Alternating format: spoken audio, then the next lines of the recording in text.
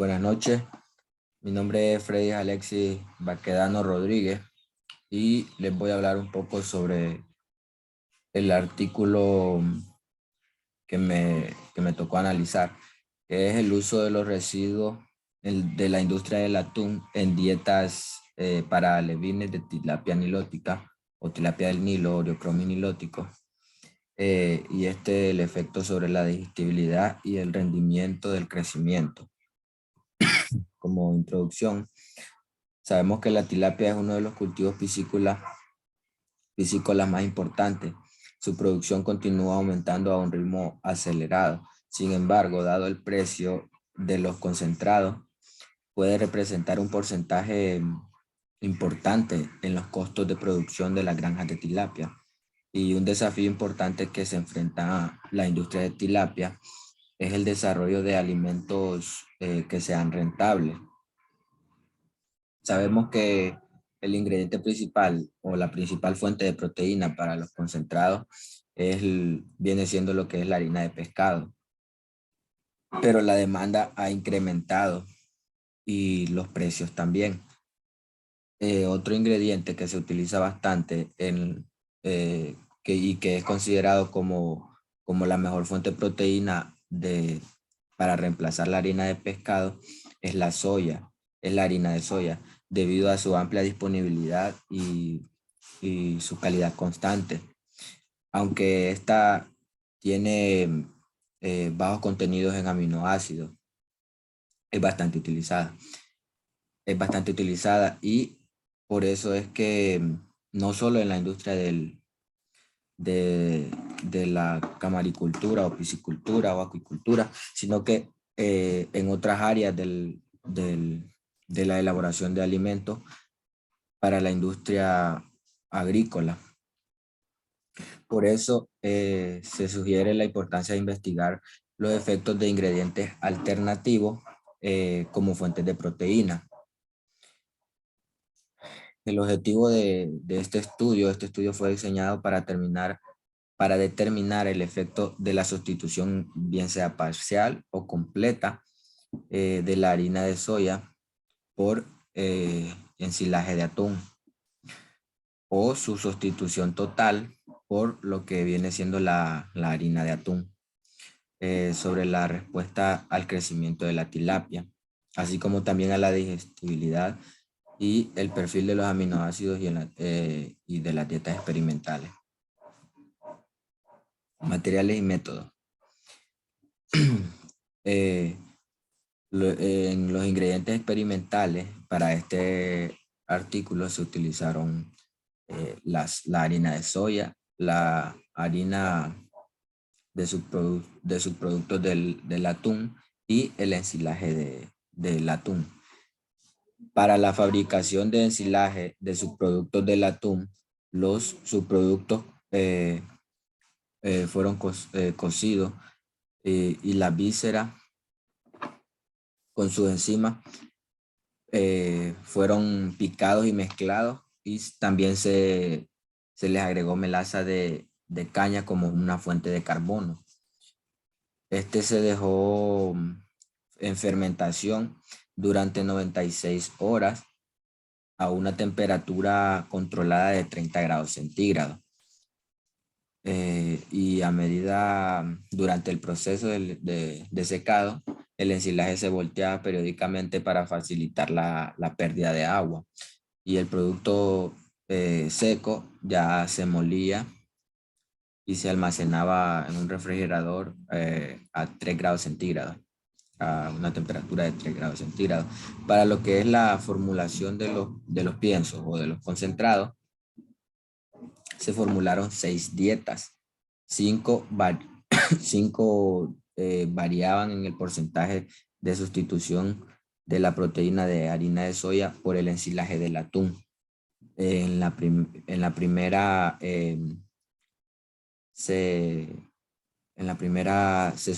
no se sustituía nada de soya, sino que era un 100% de soya. En la segunda dieta se sustituía un 25%.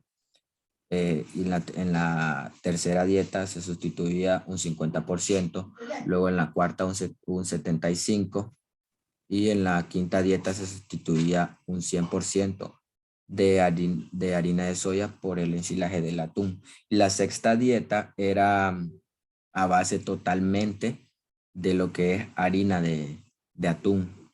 En las otras 5 era ensilaje de atún y en la sexta era eh, harina de atún.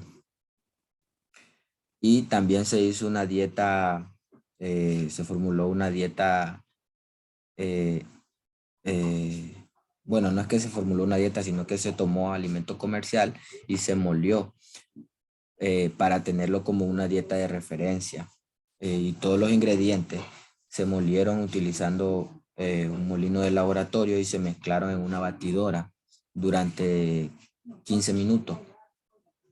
Luego se agregó agua caliente aproximadamente a 60 grados centígrados para obtener una consistencia adecuada de la peletización. Y luego se volvió a mezclar durante otros 15 minutos adicionales. El puré que sacaron, lo secaron en un horno de aire forzado durante 16 horas y se conservó y almacenó una muestra de cada dieta. Luego, para lo que fue el muestreo de análisis químico, las muestras de los ingredientes de la dieta formulada, de la GS y de los canales de pescado iniciales y finales se analizaron por triplicado en un método estándar, lo que significa que por cada muestra se hacían 3 análisis distintos. Luego los peces y el procedimiento experimental. Fueron 25 estanques los que se necesitaron. Los estanques eran de fibra de vidrio circular de 100 litros. Cada tanque contenía 15 alevines de tilapia con un peso inicial de 0,89 gramos.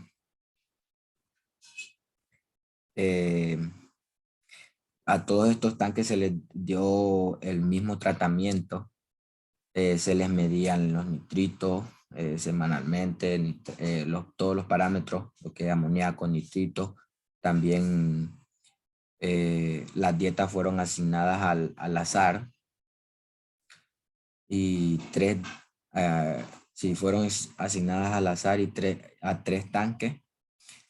Y luego el experimento duró, creo que duró 56 días.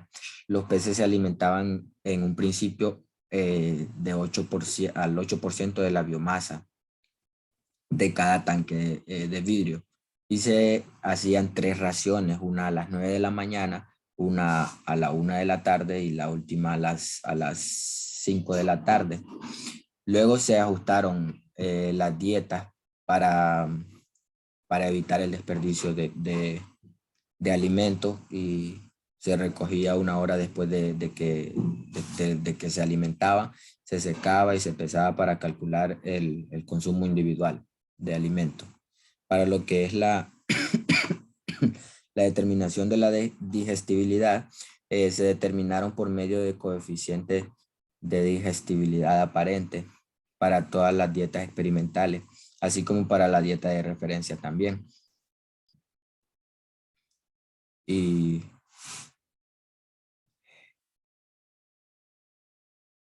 vamos con los resultados.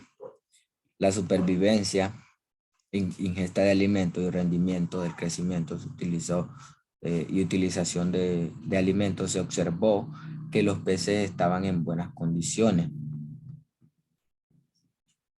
Se observó que todos los peces estaban en buenas condiciones de salud en todos los tratamientos. Y la supervivencia media fue de un 95 al 100% y no hubo diferencia significativa entre los tratamientos. Se observó que los peces estaban en buenas condiciones de salud, ¿verdad? Bueno, el consumo de alimentos fue marcadamente mayor en las dietas que se alimentaban los peces con harina de atún, con solo la harina de atún, porque fue la dieta número 6, fue la que se utilizó solo harina de atún, 100% de harina de atún. Y se notó que se alimentaban más con los que eran alimentados con esa dieta que los peces que contenían eh, harina de soya o ensilaje de atún y como única fuente de proteína, así como también los alimentos que contenían diferentes niveles de inclusión del atún, eh, también se alimentaban, tenían como buena respuesta, o sea que se alimentaban bastante, preferían esas dietas, las que contenían de 25 y 50% que se sustituía la harina de soya por el ensilaje de atún, se obtuvo como que el mayor rendimiento en crecimiento y eficiencia alimentaria o alimenticia. En contraste, los peces que recibieron las dietas de 100% de ensilaje de atún y las que recibieron 0% de ensilaje de atún, o sea que fue un 100% de harina de soya, mostraron un crecimiento más lento.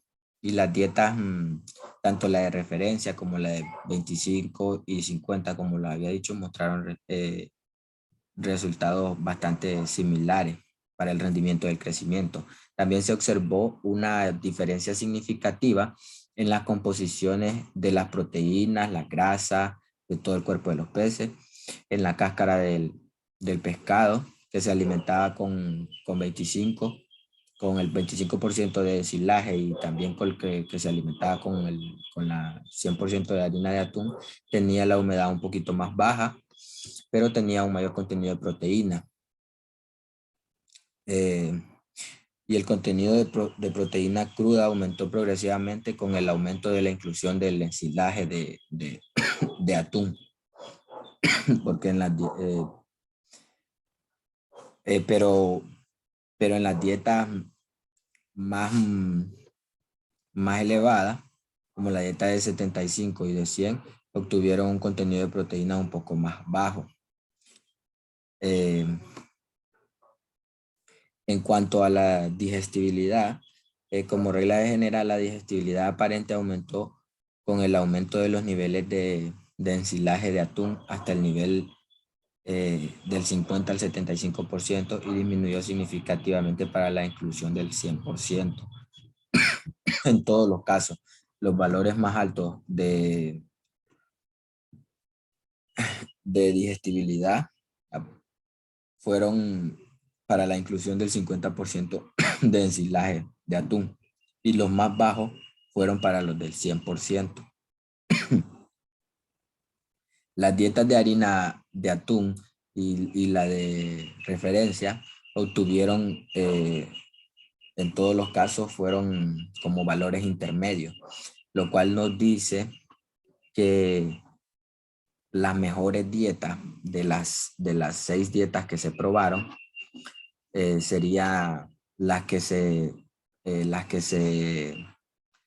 utilizó un ensilaje, pero en un 25% y un 50% fueron las que obtuvieron mejores resultados. Las que no obtuvieron tan buenos resultados fueron las que mejor dicho, obtuvieron una supervivencia un crecimiento más lento, fueron las que se le sustituía por un 100% de ensilaje de atún o un 100% de harina de soya, lo cual nos dice que es una buena combinación combinar las dos dietas, tanto la de proteína animal, que sería como la del ensilaje de atún, como la de proteína vegetal, que sería lo de la harina de soya. También se obtuvo un buen resultado en cuando se utilizó totalmente harina de atún. Se obtuvo un buen resultado en cuanto al crecimiento. Como discusión, sabemos que hoy en día la alimentación de los peces enfrenta controversias éticas y ecológicas relacionadas con el uso de la harina de pescado como principal ingrediente proteico, lo que obliga a la industria a identificar nuevas opciones para resolver esta situación.